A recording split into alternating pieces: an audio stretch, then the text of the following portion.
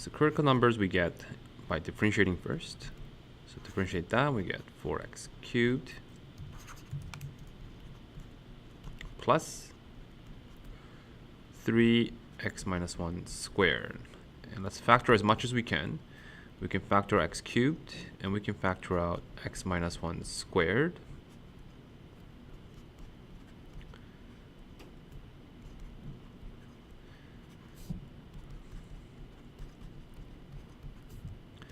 Four x plus 3x is 7x minus 4. Okay, so this tells you that 0, 1, so 0, 1, and 4 over 7 are the critical numbers. Okay, so let's do the second derivative. There's triple product here, so let's differentiate this first and multiply by everything else. Differentiate this now and multiply by the first and the last, and just differentiate that, which is just going to give you 7. And factor as much as possible. So we can factor out definitely x squared on x minus 1 power of 1, right? And 7x minus 4 to the power of 1 as well. So we get 3 left over, x minus 1. Here you have a 2x left over, right? And here you have a 7x, right? X squared is gone, and also an x minus 1 left over.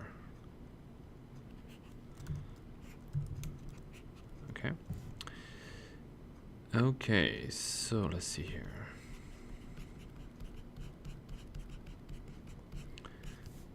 Okay, so let's clean this up. 3x plus 2x is 5x minus 3.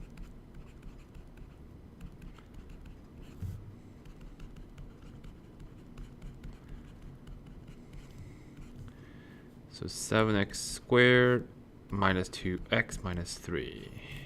Okay, so these are the critical numbers.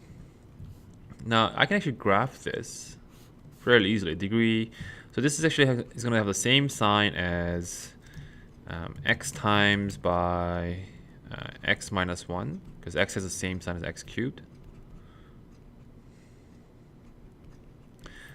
So the roots are 0, okay, 0, 1, 4 over 7. It's degree 4. So it's going to look like this. That's a double root. Okay. So just from this, I can already tell like what this is. This is positive, negative. That's going up and down. That's a local max. So this is neither, because it goes down and it continues to go down. So from that, I can actually kind of see it's going to be an inflection point. Here is negative, positive, it's going down and up, so it's a local minimum. But you can also plug these values in here. Okay, plug 0, for example, and you should get that it's concaving down. Okay, let's try. Right, because if it's a max or minimum, it's concaving down, it has to be a local max. So if you actually plug in 0, oh, the whole thing turns into 0. Right, you see that the whole thing turns into 0. So in this case, that means this still wins out. Okay, because of the fact that it has to go up and come back down, it's still going to be a local max. Right? But there is, I mean, if this was degree 1, right, then it would have been probably an inflection point. But because it's degree 2, despite the fact that it satisfies the second equation to be 0, we're still going to get a local max. Okay, let's plug in the next value. Let's plug in 1, the second derivative, and you get 1. Oh, you get a 0 again. Okay, you get a 0. So this one here is clearly the inflection point. So that turns the whole thing into 0. Okay. And try plugging in 4 over 7 in here, and you'll see that you're going to get positive, which confirms that it's a local minimum.